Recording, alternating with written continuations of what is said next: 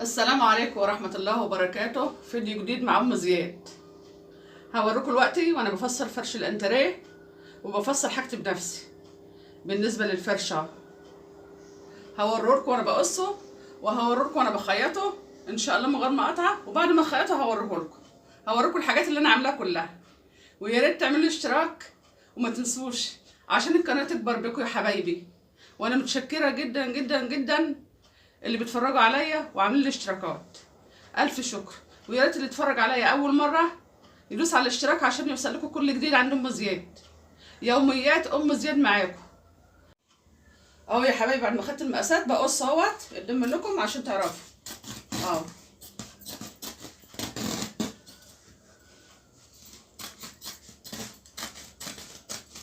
دلوقتي يا حبايبي انا بعمل دلوقتي ستاير البلكونه بايدي اهو. يعني الواحده لو بتتعلم المكنه في البيت هتعمل كل حاجتها بايديها. فرش انتريه تتعلمه، فرش ستاير بدل ما تروح توديه لحد وياخد مثلا 700 800 جنيه منها، لا انا اعمل في بيتي كل حاجه. ان شاء الله اجيب مكنه على قد الحال كده واعمل بيها. انا بوريكم انا بعمل ستاير البلكونه اهي. ستاير البلكونه انا بعملها بنفسي، والفرش انا اللي بخيطه بنفسي اهو يا حبايبي. هوريكم كل حاجه برضه زي ما قلت لكم بعد ما اعمل. يا حبايبي انا رجعت لكم تاني بعد ما عملت الستاير. دلوقتي انا بعمل انتريه اهوت بخيطه عشان جايبه الحاجه بدري يعني، فما بجيبش الحاجه زي ما قلت لكم في الزحمه وكده. فانا قلت بقى اخيطه، انا اللي بخيطهم بنفسي. احب اوريكم ان انا اللي بعمل حاجه بنفسي يعني. اهي يا حبايبي بحب اعمل كل حاجه بنفسي اه.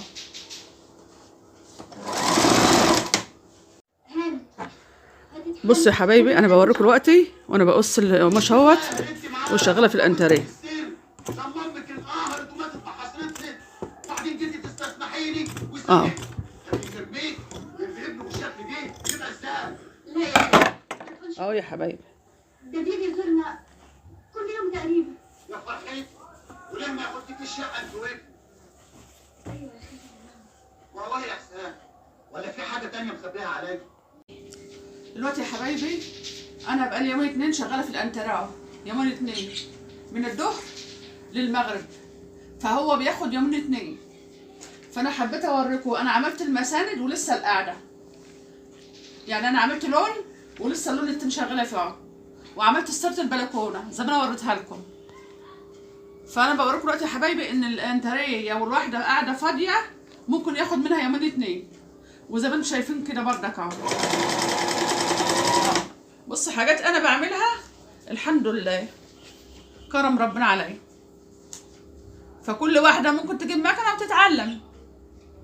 انا اتعلمت في الاول واحده واحده لغايه ما الحمد لله بقت طريقه عندي اعمل ستايري واعمل كل حاجه بايدي.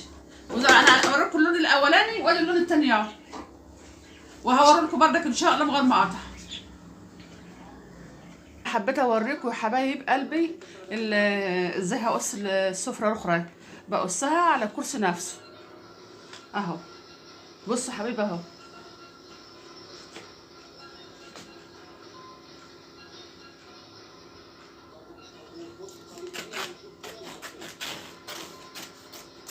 دي قاعدة الكرسي، ديت قاعدة الكرسي اهي. هعملها اوضبها واظبطها واوريها لكم. وهنا بعمل بردك هنا ظهر الكرسي.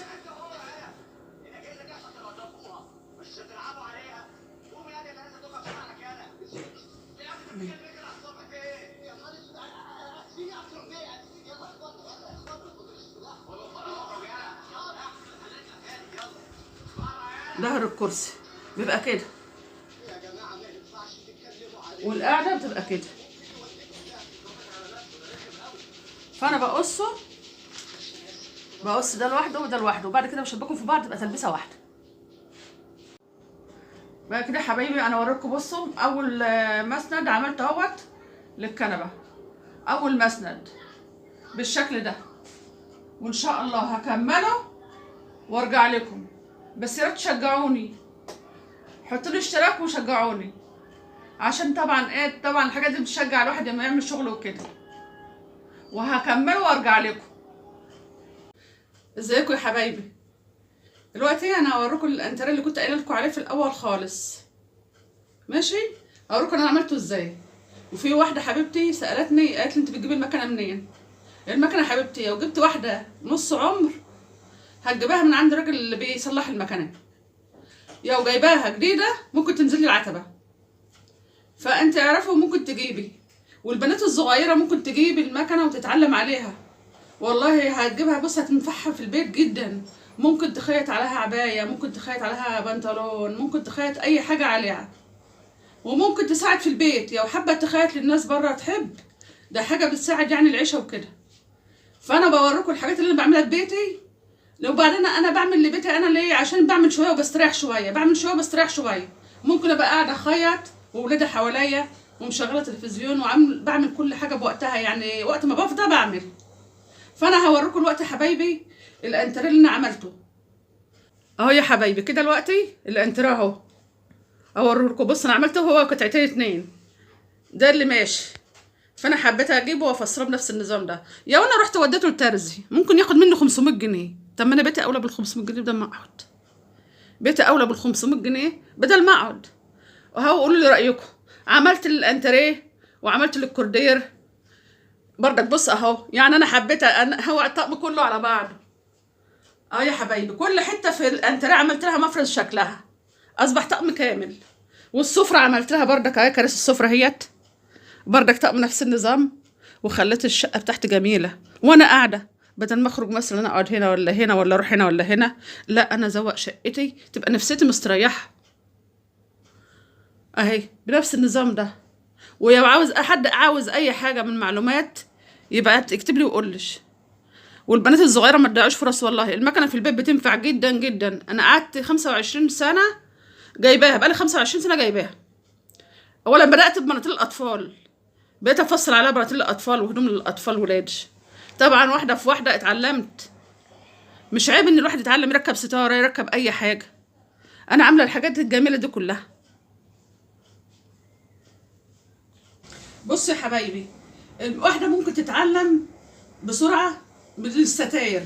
بص الستاره مجرد ما بترفيها، انت بترفيها وبتكمليها رافيه بس، وبعد كده بتوديها للراجل يعمل لك الكباسيه.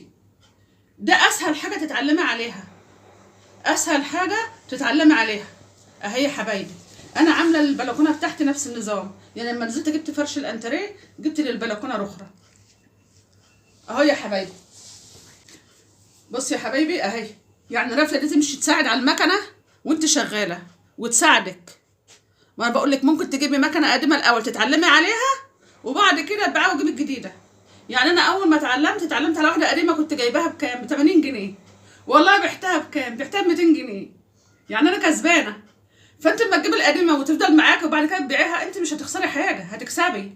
وبعد كده تجيبي اللي انت عاوزاه اهي يا حبيبي. بصي الرافيه اهي دي سهله جدا انها تعلم من الواحده، سهله جدا فوق ما تتخيل. هتروح تعملها بكام؟ ب 150 جنيه عند الراجل. طب ما هو حرام. يبقى انا عندي حاجتي في ايه؟ في بيتي، ومثلا اسيبها للراجل يعملها لي؟ لا انا اعمل الست، ابقى ست شاطره، ست شاطره، ابقى فرحانه بحاجتي. وبص عامله المناديل اهي، المناديل بردك عاملاها اهي، وعملت المخدات وكله، يعني عملت الطقم كامل اهو يا حبايبي. جايبه كل حاجه اهو، دي قطعه ودي قطعه، ومخدات والمناديل وكله عاملاه. ما سبتش حته في بيتها الا لما عملت لها مفرش عشان يبقى الطقم كله شكل بعضه. ويا رب يصلح حالكم كلكم ويصلح حال البنات يا رب، وكل واحده تعمر في بيتها، لان الدنيا غلا وعاوزه المساعده. يا رب يا حبايبي كده يكون الفيديو عجبكم، واللي انا قدمته يطلع يا رب كده حلو في نظركم. ويا ريت يا ريت تعملوا لي اشتراك، عشان يعني كل مدى اقدم لكم الاحسن ان شاء الله، وحاجات الواحد بيتعلم منها. ما حدش ينسى يعمل لي اشتراك. ماشي يا حبايبي، والسلام عليكم ورحمه الله وبركاته.